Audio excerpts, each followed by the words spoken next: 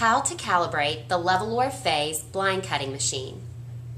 As we get into this task, it's important for you to understand that as you're visiting your Lowe's stores, you may see different versions of the phase blind cutting machine. There are small differences in these machines because they have been in the stores for such a long amount of time, and we have manufactured different phases or version of this machine. If you're looking for a reference, please take a look at the product cutting instructions that should be found in all stores, and you can flip to the machine diagram section to notice and look through pictures of what these different phases look like.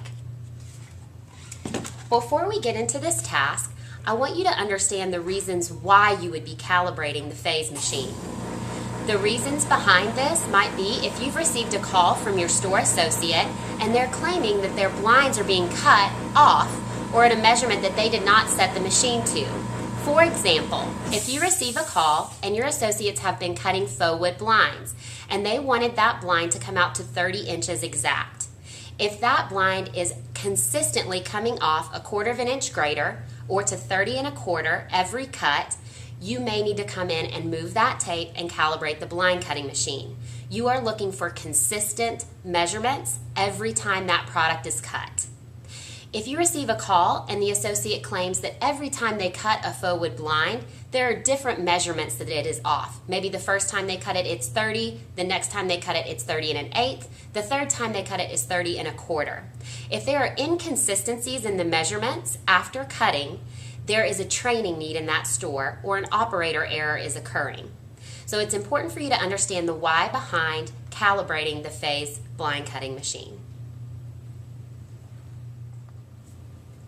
Next, let's discuss the tools needed when calibrating the level or phase blind cutting machine. First, you will need the calibration and installation instructions. This PowerPoint can be located in your dock locker and will walk you through step by step how to calibrate each tape on the blind cutting machine. Next, you will need the tape scraper. This razor blade will help you remove the tape that is being calibrated. Next, you will need a Sharpie marker to mark the correct location of the tape that you're calibrating. You will also need your replacement tape to use when calibrating the tape and laying it in the correct location. You will need a tape measure to confirm the tape calibration once it has been installed. And last, you will want your product cutting instructions on hand for any questions you may have about the cut process after you have installed the tape.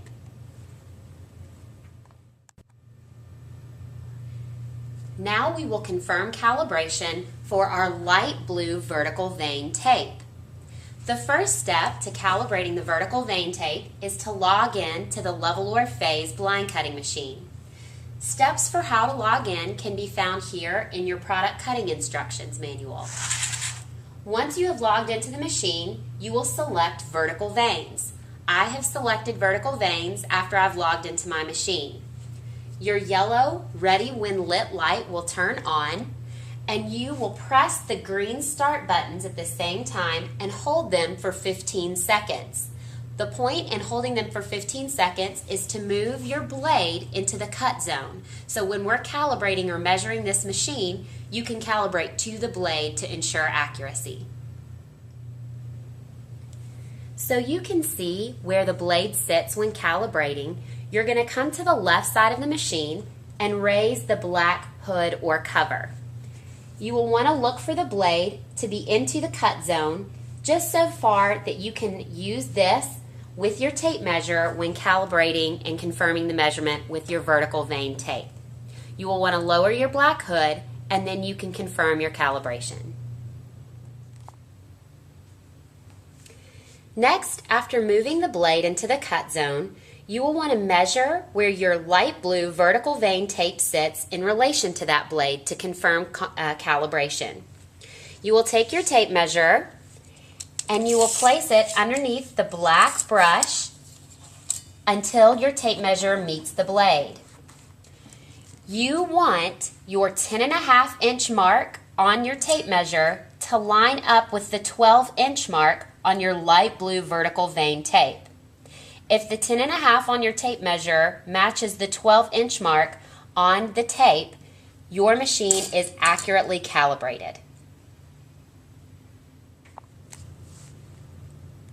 If your vertical vane tape measures at a different length than 10.5 inches, you will need to replace this tape and recalibrate your vertical vane tape. For example, if the 12-inch mark lines up with a measurement less than 10.5 inches, you are cutting too much off of that vertical vane pack. So you are going to need to take this tape and move it to the right or away from your blade. If your vertical vane tape measures more than 10.5 inches, then you aren't cutting enough off of your vertical vane pack, and you would need to move this tape to the left or closer to the blade.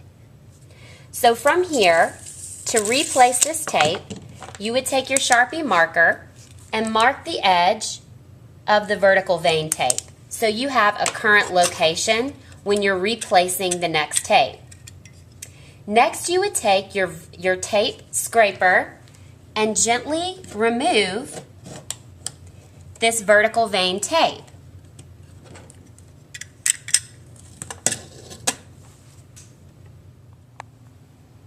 I have now removed my vertical vane tape. Let's give some examples on how to replace the vertical vane tape. If I measure based on that 12-inch mark on the vertical vane tape, and let's say it measured not 10.5, which is what we desire, but it measures 9.5 inches. That means you are cutting too much off of your vertical vanes, and you need to move the tape back and away from the blade. So this tape is at a true tape measure scale. So what you would do from your current mark is you would take your Sharpie and move it back away from the blade because you're cutting too much off at 9.5 versus 10.5, and make a small mark at that 1-inch increment. That will serve as the new edge for your vertical vane tape. And you would simply take your replacement tape and lay it at the new mark to ensure calibration.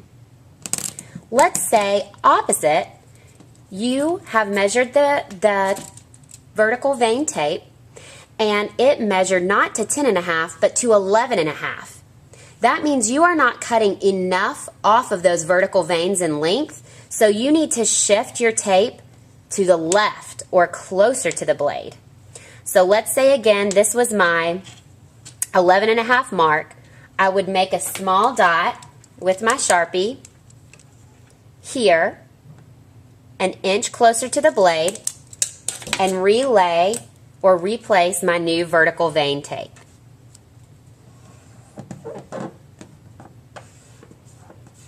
And now you have calibrated the vertical vane tape. Let's review some key takeaways when recalibrating the vertical vane tape. Remember, Levolor does ensure a tolerance of 1/8 of an inch. So if you're calibrating the vertical vane tape and it is off by 1/8 of an inch, either too little or too great, that's fine. That falls within the Levolor 1/8 of an inch tolerance. However, if you measure to calibrate this tape and you know you are desiring that 10.5 inch measurement from the blade to your 12-inch mark on the vertical vane tape, and let's say it's less than 10.5 inches. Let's say it measures to 9.5 inches. That means you are cutting too much off of your vertical vanes, and you need to move the tape to the right or away from the vertical vane blade. Inversely, let's say your measurement comes out greater than 10.5 inches to that 12-inch mark here on the tape. If you have come out to a greater than measurement, let's say 11.5 inches, that means you're not cutting enough length or height off of that vertical vane pack. You need to take your tape and move it to the left or closer to your blade. Another great best practice after replacing this tape is to go and grab a vertical vane pack off the shelf and test cut that product on your machine to ensure proper calibration. Last, don't forget to reference back to your calibration and installation PowerPoint that's found in the dock locker, and this will walk you through all of the steps that we've just covered in the video.